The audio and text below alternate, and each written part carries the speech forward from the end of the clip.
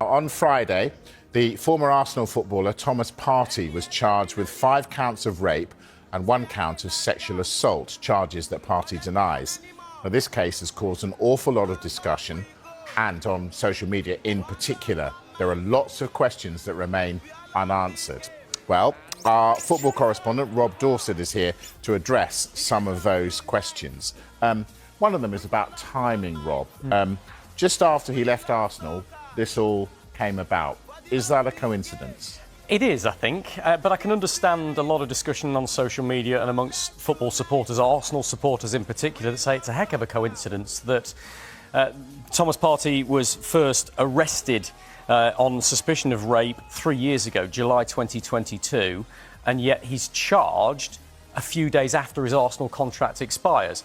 But that is a conspiracy theory and there's no grounds in it at all. I can tell you Arsenal have absolutely no influence over the Metropolitan Police or the Crown Prosecution Service. And in fact, the Crown Prosecution Service is independent of the police. And so the Crown Prosecution Service will only bring charges forward if they believe there is, quote, a realistic prospect of conviction when they present the case in court. And once they'd looked at all the evidence that the Metropolitan Police had given them, they felt that was the case with Thomas Partey at this particular time. And to give you an idea of the timescale, Partey was first arrested on suspicion of rape 3 years ago, July 2022. The Metropolitan Police have been investigating ever since. They passed a file to the Crown Prosecution Service just after Christmas in 2024, I've been told. And then an updated file was given to the CPS in April. It's that update which the CPS have acted upon. Now, it is possible for the police to accelerate an investigation if they think that the suspect might be planning to leave the country. So it is possible that the Metropolitan Police accelerated their investigation knowing that Thomas Partey would be out of contract and could go anywhere in the world, knowing that it might be difficult to get him back here to face charges if they were brought at a later stage. But we don't know that's the case with Thomas Partey. There's been no suggestion that's the case, and the police and the CPS are clearly silent on this because it's an ongoing case. So try and ignore what you're seeing on social media. It's understandable that people have questions, but there's no wrongdoing or no conspiracy here at all involving Arsenal and certainly not the Metropolitan Police or the CPS. All right, I have one question for you then. So, arrested in 2022, why didn't Arsenal suspend him then? Well, that's a very good question. They could have done. And again, Arsenal aren't making any comments on this because the matter is, we expect, going to court, probably in 2026.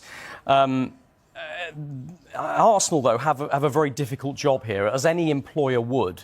They have conflicting rights to look after. They have an obligation of care to the person who's been arrested because they are innocent until proven guilty. The employer, in this case Arsenal, also has an obligation to its other employees. And my understanding is that Arsenal did follow all of the legal advice they were given right from the point of arrest in 2022. And they made sure that safeguarding was in place to reassure other members of staff as well. But there's a lot of things they have to think about. There's the legal implications. There is the reputational damage that could happen if, at some stage in the future, Thomas Partey is convicted of these very serious allegations and they were seen not to act earlier. But also there's a financial one. We know that when Manchester City had a situation with Benjamin Mendy where he was charged with sexual offences, they suspended him at the point where he was charged. And then he was cleared of any wrongdoing. And he, Benjamin Mendy, took Manchester City to court and won £11 million in damages for unpaid wages. This situation with Thomas Partey, I understand, if they'd suspended him immediately when he was arrested, it could have cost Arsenal tens of millions of pounds, potentially, in any legal claim that came back their way if Thomas Partey is eventually found not guilty. Now, I'm not saying that there were financial motivations here for Arsenal. I'm saying it's a very complex situation for any employer. But it's clear that Arsenal have faced some criticism for the way they've handled this, and that will continue, I think, right up until we get to a court case. Thomas Partey himself has denied any wrongdoing. He's due to appear at Westminster Magistrates Court Tuesday, August the 5th, to answer those 5 charges against him. He's a 32-year-old free agent, so he could potentially, Mike, go and join another club. But anybody who wants to employ him now will know that he has these 5 counts of very serious sexual assault hanging over him. Rob Dorset, our football correspondent, thank you very much for that, Rob.